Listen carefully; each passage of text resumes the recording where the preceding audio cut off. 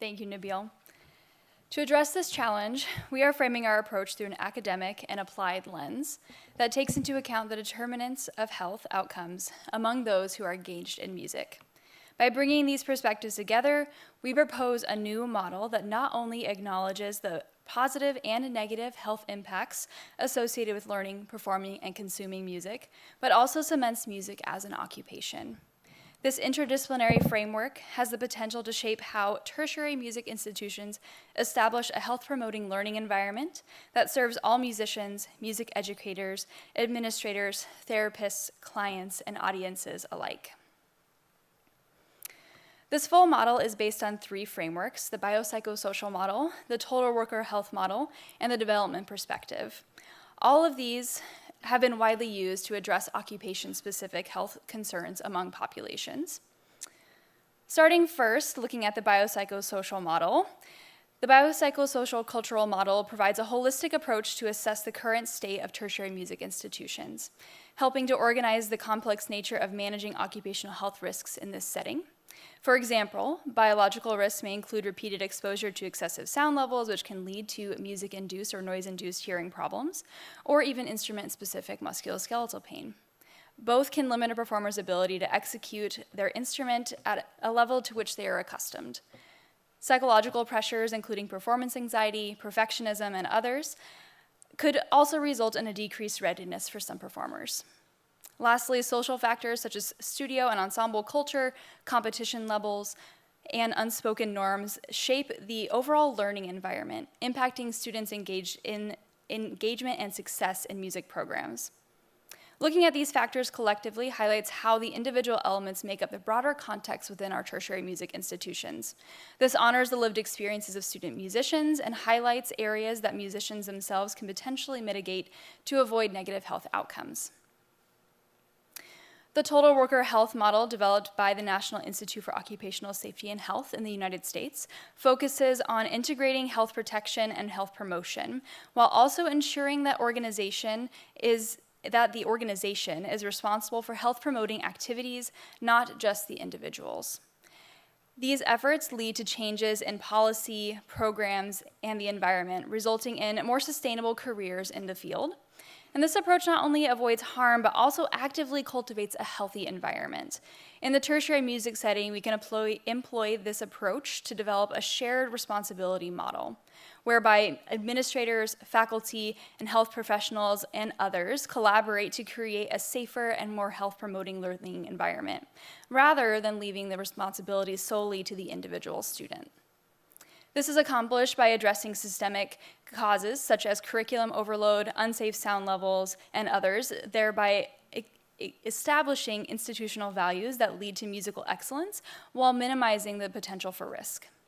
We can also use the total worker health model to employ a participatory approach, whereby students themselves are engaged in the creation and implementation of health-promoting solutions. For example, connecting students with resources available on campus or selecting students to serve as representatives of their peers on committees while charged with developing solutions. And lastly, we can look to the developmental perspective. This is the final element of our model, and it is used to incorporate the health needs of individuals engaged in learning and performing music over the lifetime. This portion of the model focuses on development of age-appropriate pedagogy for healthy musicianship, ensuring that these skills are adopted by musicians at various stages of their education and then built upon as they mature. Curriculum development is a crucial step in ensuring that all educated musicians are taught healthy musicianship. During my dissertation research, I surveyed music educators from Texas about their intentions to teach health concepts in secondary band, choir, and orchestra classrooms. Despite state-mandated requirements for including these concepts, teachers still felt unprepared to teach them in the classroom. Teachers also suggested that partnering with content experts, such as medical doctors and performing arts health researchers, would help them to develop this curriculum and move forward in a way that would allow them to actually equip their students with these skills. By establishing this curriculum, we can equip future music educators in their teacher training to serve as these disseminators of health information for students. When developing the curriculum, we can also focus on age-appropriate material so that students can be taught things at the very beginning of their lesson in music and prove it as they age. In contrast, emerging professionals will also be able to focus more on identifying risks and challenges more independently.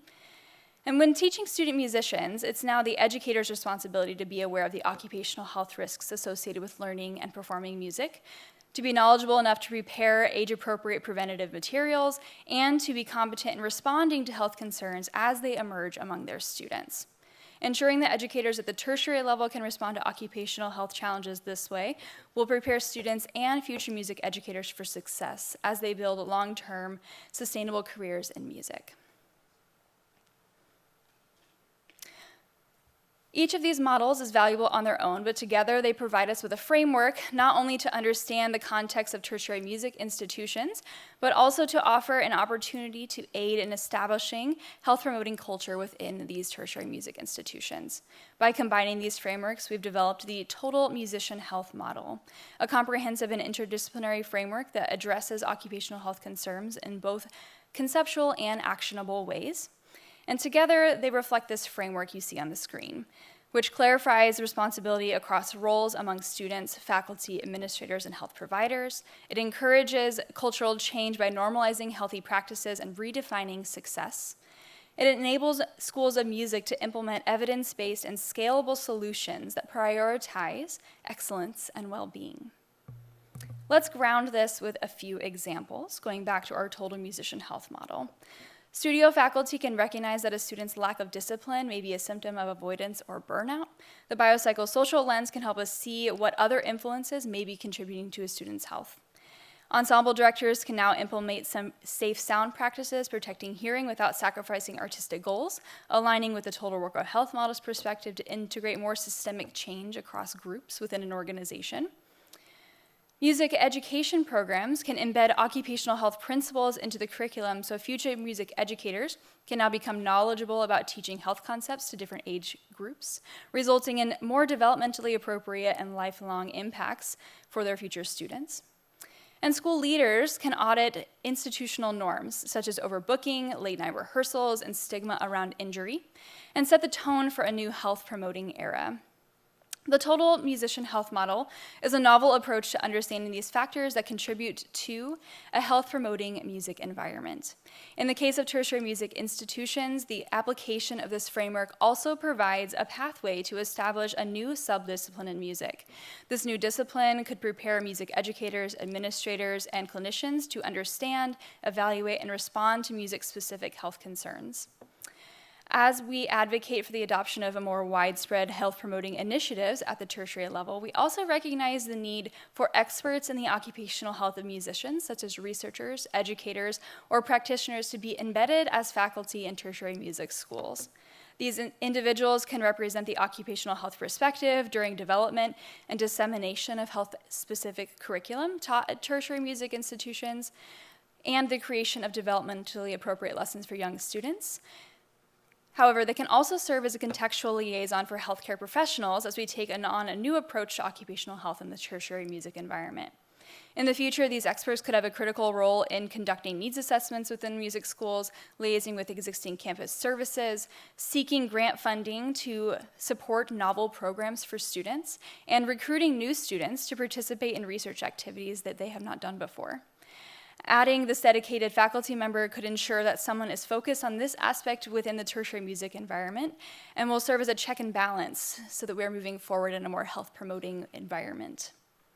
By integrating these frameworks into our Total Worker Health Model, we aim to develop a more sustainable approach for tertiary music institutions that provides students, faculty, staff, administrators, therapists, clients, audiences, and more with access to a healthy learning environment.